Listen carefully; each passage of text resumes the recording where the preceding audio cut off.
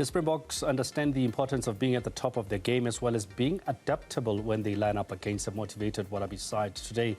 Now, both teams will take to the field for the first time this season in a test which both sides will target for a victory to set the tone for what is a very important season with the Rugby World Cup kicking off in September.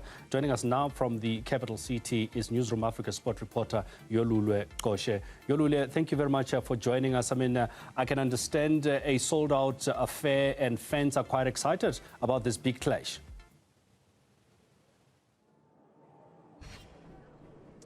Well, a very good afternoon to you, Gwena, as well as to the viewers, of course. We are outside Loftus Versfeld Stadium, where the Springboks are set to take part in their first international game of this year.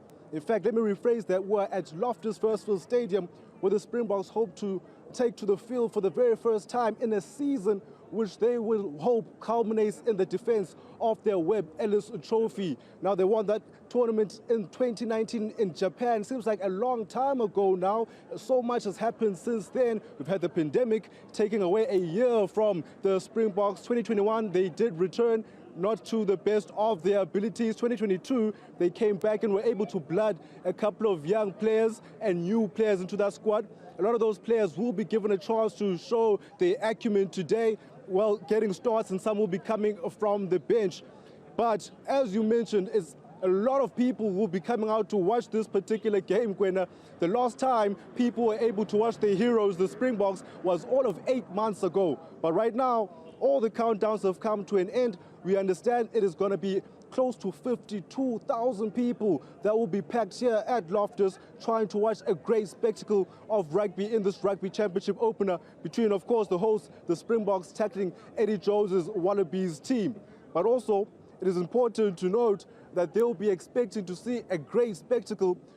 Let's come back to you, and I think this time picking up on the issue of the two squads. As the squad has been split, one already in New Zealand. Considering how important is this game, is that not weakening the Springbok squad? Well, not at all, Gwena, not at all. We know the Springboks have a lot of depth. They've shown that in the yesteryears. Well, if you remember in 2019, the Springbok management team employed a similar method and they won that particular tournament. They sent a strong team out against Australia where they won that fixture. The next week they went out to New Zealand and drew that fixture and ended up winning the Rugby Championships in Argentina a couple of weeks later. So now it gives the Springbok team management a chance to see what they have outside the team, their strongest 23, that I'm sure Jock Nienaber as well as Rossi Rasmus will already have in their minds. Now it's all about assessing other options and how they can fare against top-level opposition in the test arena. So the loss of these players have been chomping at the bit to get their Springbok caps. They'll be chomping at the bit to run out at a packed Loftus Stadium to show themselves and also try to book themselves a spot onto that plane for France as well, and also compete to be in the starting 23 if they can do well here today against the Wallabies. Well, the Wallabies have not won at Loftus Versfeld, something that I'm sure the captain and the coach, Eddie Jones, have spoken openly about it. What can we expect from the Wallabies in today's match? Well, of course, Gwena, has been very, very tough going for the Wallabies coming to Loftus Versfeld. You can mention a number of factors. You can mention how strong the Springboks are when it comes to this venue. You can also mention the factor of the altitude at this venue. It's no easy feat putting up a strong performance for 80 minutes when the altitude is at that level. But, well, what we've heard from the loose forward, 8th man, Rob Valentini, he said they're going to try and match the Springboks with that physical nature of their battle up front. He doesn't want to shy away from that. Coach Eddie Jones has also shown his hand selecting Tom Hooper for his debut. And when he was asked about why he chose to give him a debut against the Springboks, he said because of the nature of the player he's able to get stuck in to play, and he wants him to be tested against the team who is judged to be the most physical when it comes to world rugby. But there'll also be a challenge in the breakdown. Next to Tom Hooper will be Michael Hooper, no relation, but the captain of the Australian side. We know him when it comes to getting the ball on the ground.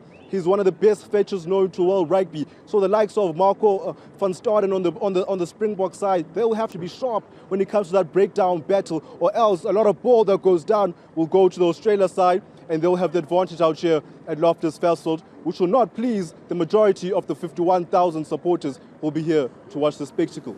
Well, Eddie Jones, we know him very well, outspoken, and we know of his relationship with the Springboks.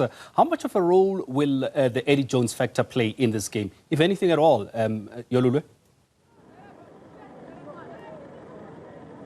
Interestingly enough, Gwena, he's probably the biggest threat, and is not even going to be on the field. Like you say, Eddie Jones has been both a foe and a friend to the Springboks. 2007, the Springboks won the Webb Ellis Trophy in France, ironically.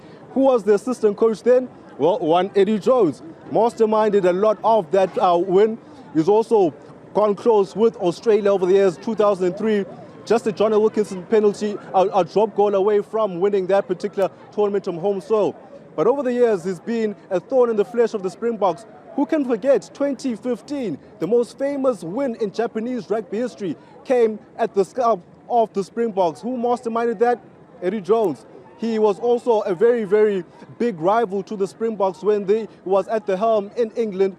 Springboks got the better of him on a number of occasions, but he did put up a good fight in the final, and he was also able to emerge victorious in 2021 at Twickenham. So he knows South African culture. He knows what makes these guys tick. He will know that it's going to be a physical battle. He would have prepared his boys all week for that. He knows about the altitude, so he's probably the best placed coach for the Aussies today if they are to pull out an upset. Well, Yolulwe, thank you very much. That is Yolulwe Qoshe outside Loftus Versfeld as we build up to that game that will see the Springboks taking on the Wallabies.